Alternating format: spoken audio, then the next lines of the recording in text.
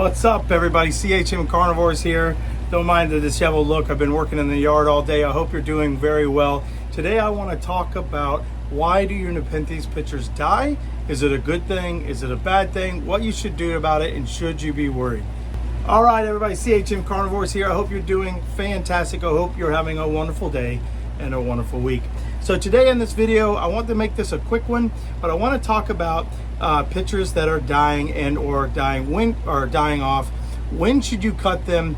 What does it mean? Is it okay? And is it something you should be worried about? So a lot to cover here, but I want to try to do it in a very short period of time. So think about first and foremost why pitchers are made.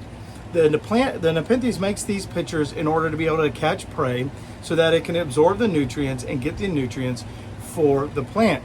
Now, in order to make a pitcher and maintain a pitcher, it takes an incredible amount of energy. And so because of that, it's very important that the pitcher only, or the plant rather, only uses the amount that is necessary. And so a lot of times you'll see that the pitchers will die off because, one, if you fed them or they've been fed through natural processes, a fly goes in there, they'll use the net nutrients and then they will die off, especially if it's a larger fly, an animal, and in some cases with mine, that will eventually be there, even an animal like a rat. Perfectly natural. That plant is doing exactly what it's supposed to do, and it is utilize that pitcher to get its nutrients. It says, I've got enough out of this. I'm going to kill this pitcher off because I no longer need to devote the resources to that pitcher. Now, the second reason could be that you're not getting enough humidity. And this would be one of the cases when you need to be a little bit concerned because, let's face it, other than the conservation effort, the reason why we get in these plants is because they produce big, beautiful, lovely pitchers that look otherworldly. And so if we have just a plant now, I for one think the plant looks gorgeous without the pitchers, but I'm not going to sit here and lie. I love it when they get their pitchers. And so getting enough humidity is very important. And what you want to do is you want to understand what it is that you're growing and what are the humidity requirements. Now, some pitcher plants will do just fine in very low humidity, household humidity, and even lower than that, and will pitcher just fine. And we've talked about that in other videos. While others require a high amount of humidity to produce. One way that you can get around that is if you don't have the ability to give the humidity that they need, spray them with water periodically every other day, and that will bring the humidity to the pitcher. So think about what that plant is trying to do, right? As the pitcher develops, it's expanding and it needs malleable tissue in order to do that. And then once it's fully developed, it's got some fluid in there about halfway up, but it's going to need that constant spray on the outside. Very important, outside. A lot of people think that spraying the inside of the pitcher will help it live, and it's a double-edged sword. It will help it live longer, but you're going to dilute its digestive enzymes, which is going to be harder for the plant to break down the insect or the animal that it has to get the nutrients. So you got to be very careful. Spraying on the outside will do just that without diluting the enzymes. Now, you'll notice as the pitchers start to die off, they die from the top down, and they will maintain a certain level about halfway, maybe 1/3 of the way, where they'll still stay fresh. And that's because that enzyme, that fluid is still in there. You have a couple choices that you can make here. You can either cut the pitcher off once it starts doing that, but then you lose out on the potential for that plant to gain nutrients from that very hard-earned pitcher it produced. Or, in my opinion, what I think you should do is go ahead and leave it. Some people cut off the dead part and just sort of leave this little saucer of a bottom of a pitcher.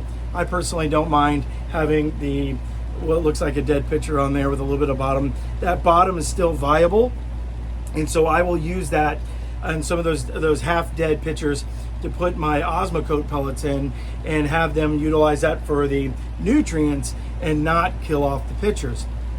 Now, as a bonus to that, if your plant is not producing pitchers at all, or it starts to produce them on the tendrils and then they die off, that is a clear indication of two things. One, it's not getting enough humidity, which we just covered, or two, it's not getting enough light. And so I've talked about this in the previous videos.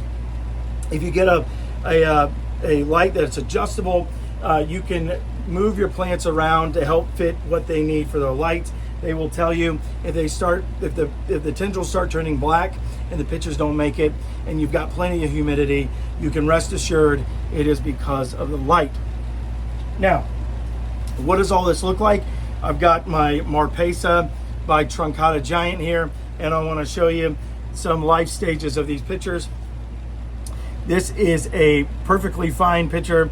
It's a little old, getting a little long in the ears, but it's going to last for a little bit longer. This is a pitcher that I have fed before, and as you can see, the top of it is dead, and then you get this bottom that's still viable. Now, I would like to show you something. See down here how that's dead right there? That is because if you overfeed your pitcher, which I did here, I put one too many Osmocote pellets in there, wherever that overfeeding occurs will burn the pitcher inside, which then burns the pitchers outside, and that's what you see there. Now, this one right here serves no purpose, and I actually am going to say, do as I say and not as I do in this. These should really be trimmed off, and that's something that I need to do here for a couple reasons. One, it's unsightly, but that doesn't really bother me. The reason why it needs to be trimmed off, just like with these leaves, is it doesn't allow airflow to get to that base of that plant. And as you've seen from my previous videos, white powder mold has come back to get me a few times, and that is going to cause that. Also, these pitchers will start developing mold themselves because they're no longer valuable to the plant, and that mold can spread. So if they get to this point, it is better to cut them off. Now, second bonus, if you are going to cut the pitcher off, do yourself a favor. Anytime that you're cutting off or discarding anything on your Nepenthes, take a lighter or some alcohol and either heat up the blade of the scissors or rub in alcohol and then cool them off in water that's clean and inert. The reason why you want to do that, vines, right? They're taking nutrients from one source up into the main part of the plant, and so you don't want them taking any bad bacteria or any harmful things like that. So I literally, every time I go and clean off these pitchers, will literally cut from one plant, burn, use a little bit of alcohol, dab, cut some more, burn, alcohol, dab, and that seems tedious. It goes a long way in ensuring that you're not spreading germs or pests that might be on your plant from one plant to another. Now, that's all I'm going to talk about pitchers today. I hope you enjoyed this video. The biggest thing is having dead pitchers on your plant, for the most part, will not hurt your plant. I've given you one example where it could, is if it's blocking airflow and if it's growing mold. So I guess two examples. But for the most part, it's not going to hurt your plant. It just looks unsightly. I would encourage you to leave your pitchers on there, especially if they're still half alive, and use those pitchers to help fertilize your plants, and use those pitchers to fertilize with, so that your new ones don't have any, the plant doesn't go, okay, this has been used, let's get rid of it. For the most part, dying pitchers on your plant is a completely healthy, completely natural process with Nepenthes. The only two exceptions is what I explained to you, is if they're not getting enough light or they're not getting enough humidity. I hope you enjoyed this quick video. I hope you're having a wonderful day. I hope you have a wonderful rest of your week. If you have any questions, please leave comments below. I love hearing from you. I love communicating with you about these plants. And as always, have a wonderful, wonderful day. See you soon.